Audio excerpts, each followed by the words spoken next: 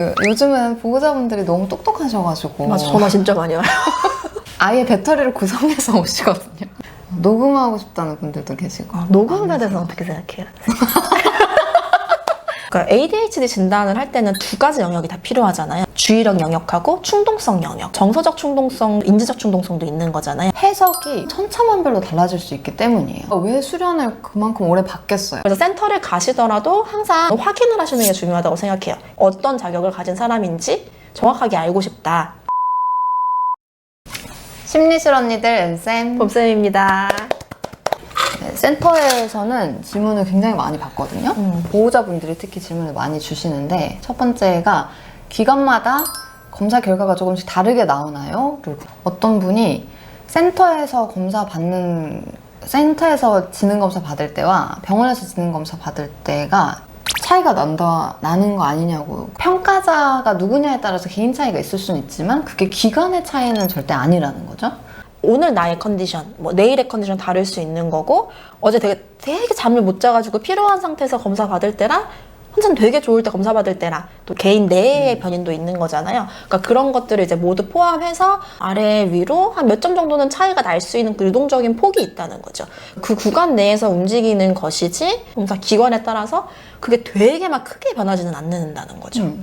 저는 그런 오해들이 이제 있는 게 어떤 것 때문이라는 생각을 한번 했냐면, 말하기 굉장히 조심스럽지만 심리평가를 어떤 사람이 해야만 한다라고 하는 정해져 있는 법령이 없어요. 의료행위는 의사만 할 수 있고 법률 상담은 변호사만 할 수 있잖아요. 근데 심리사법이라고 하는 게 존재하지 않기 때문에 사실 지금 뭐 우리 학부 학생이 심리평가를 하고 그거로 돈을 받아도 제재할 수 있는 근거가 딱히, 그러니까 그러다 보니까 제대로 자격을 갖추지 않은 사람을 고용을 해서 심리평가를 하고 검사 결과에서 상당한 이제 오류가 있을 수가 있는 거죠. 그래서 센터를 가시더라도 항상 저는 확인을 하시는 게 중요하다고 생각해요. 이 검사를 하는 사람이 어떤 자격을 가진 사람인지 정확하게 알고 싶다.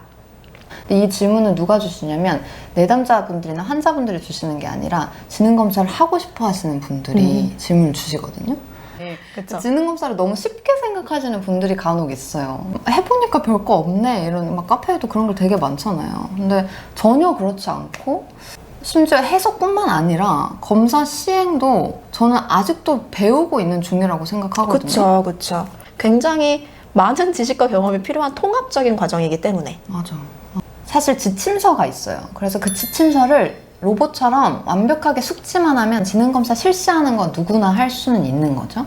저희가 왜 수련을 그만큼 오래 받겠어요? 지식이 전혀 없는 상태에서 지능검사를 해석하면 언어 이해 영역이 뇌의 어떤 부분을 보고자 하는 검사이며 어떤 영역의 차이가 났을 때 무엇을 의미하고 이게 어떤 장애의 지표가 될 수 있는지를 해석이 어떻게 하느냐에 따라서 너무 천차만별로 달라질 수 있기 때문이에요.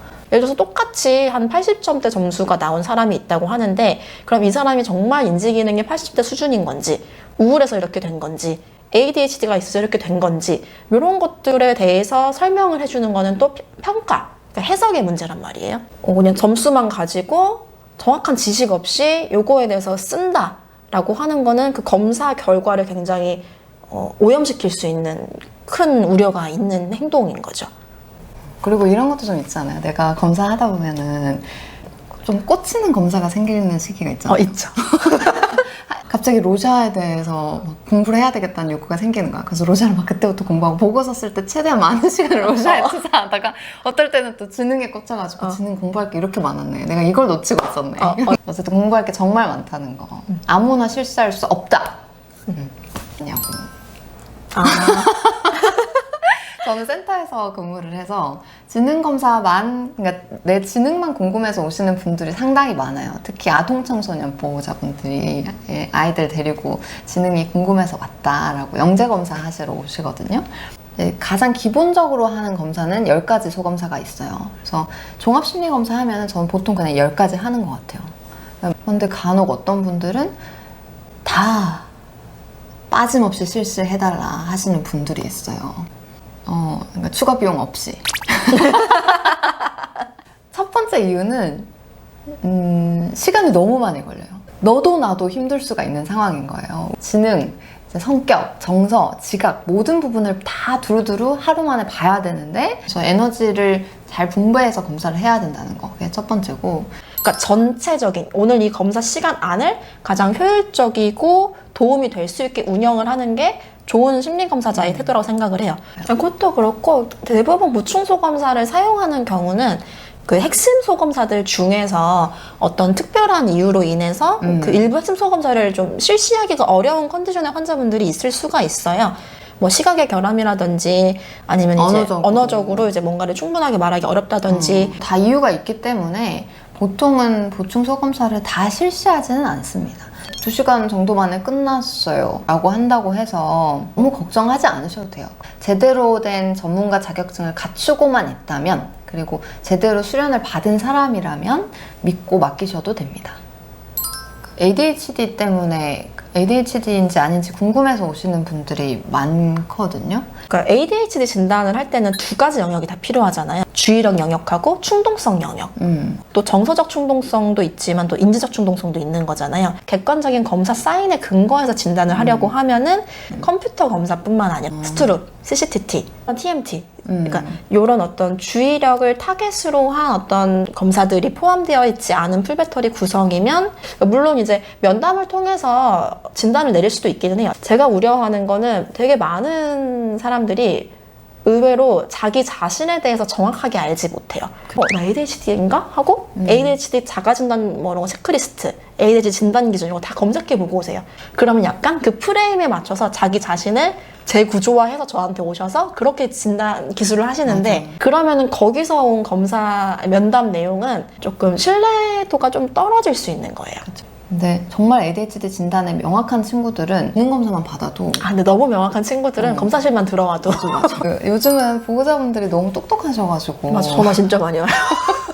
아예 배터리를 구성해서 오시거든요. 근데 진짜요? 그거는 괜찮아. 왜냐면 그거는 본인이 원하는 대로 해드리는 거니까. 진짜 그거 원하는 대로 해줄 수 있어요? 아니 뭔가 그 대단한 건 아니고 그냥 지능검사에서 뭐 로션은 빼고 가능한가, 적성검사 추가할 수 있나요, 이런 거 말이에요. 검사 순서를 좀 바꿔주세요 하시는 분이 최근에 있었어요. 순서? 응.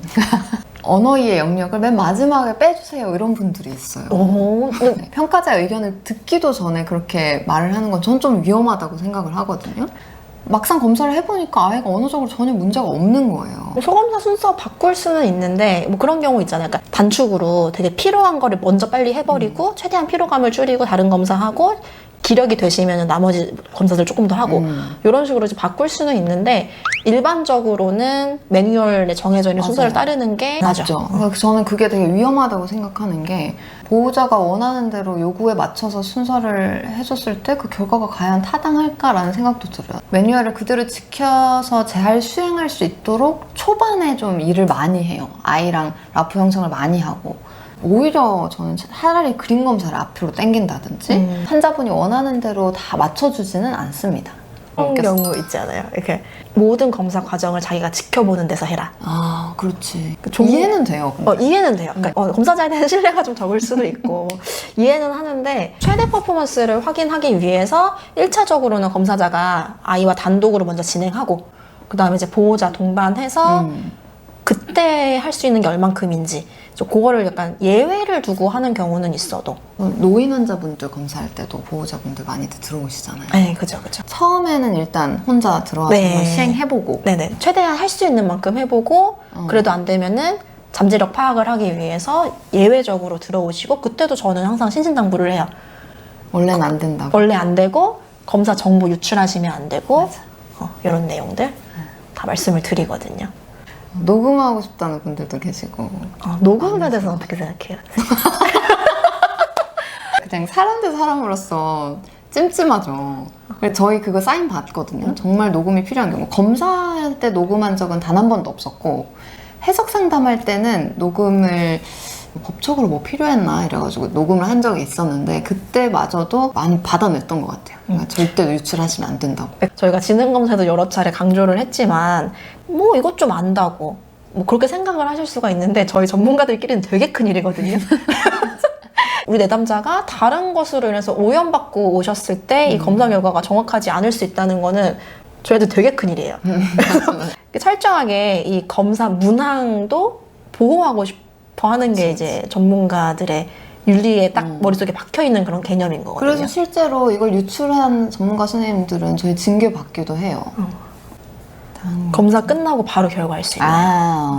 너무 기다렸다가 오시기 때문에 그치. 너무 필요해가지고 기다려서 오셨고 드디어 검사 받았으니까 그리고 선생님이 검사하셨으니까 선생님 생각을 이야기해 주실 수 있잖아요. 그래서 이거 너무너무 이해가 되는 게 저도 얼마 전에 정형외과 가가지고 사진 찍었는데 검사 결과를 듣기 위해서 또 예약을 해야 된다는 거예요. 맞아. 내가 만약에 타지에 사는 사람이면 좀 기분 나쁠 것 같아요. 솔직히 그 사진 보고 바로 선생님 결과 알 수 있잖아요. 일단 초음파를 했는데 아무것도 안 나와서 초음파는 문제는 수치 여전히 높다. 그러면 CT를 찍어야 된다는 거야. 안 보이는 쪽에 뭐가 있을 수 있으니까. 그러니까 몇 개월 동안에 제가 공포에 시달렸잖아요. 그러니까. 나 난소암일까봐 무섭잖아요. 다음번에 의사 만날 때까지 이 불안감을 더 가지고 가야 된다는 게 너무너무 두려운 일인 거예요. 그러니까 그 마음을 더 확실하게 이해하게 됐죠. 이번 경험을 통해서. 순간의 임프레션은 당연히 있죠. 근데 그 느낌인 거고 그 임프레션이 바뀌는 경우가 많지는 않지만 종종 있어요. 그래서 섣불리 부정확한 정보를 드리는 걸 저희가 굉장히 경계하는 거고. 맞아. 근데 저는 가끔 그럴 때는 있어요. 이거는 너무 분명하다. 뭔가 다른 가설을 생각할 어떤 여지가 없다. 검사의 결과에 대한 진단을 드린다기보다는 정확한 진단과 치료에 대한 계획은 여기는 병원이기 때문에 주치의하고 상의하시는 게 맞는데 요런 부분들이 지금 어려우신 부분인 것 같고 보호자분께서 요런 부분을 지원해 주시면 앞으로 좀 도움이 되실 것 같다. 어쨌거나 저랑은 이제 다시 볼 일이 없는 분들이 있기 때문에 그럴 수 있겠다. 그래서 전 병원 장면에서 일하니까 저랑 검사 끝나고 그러네요. 나면은 제가 더 이상 드릴 수 있는 그렇구나. 도움이 없거든요. 그리고 물론 보고서에 다 쓸 거예요. 뭐 이런 것들도 있다. 이제 정보를 드리는 거죠. 그러니까 같은 거는 병원이면 좀 그건 드릴 때는 해야겠다. 있죠.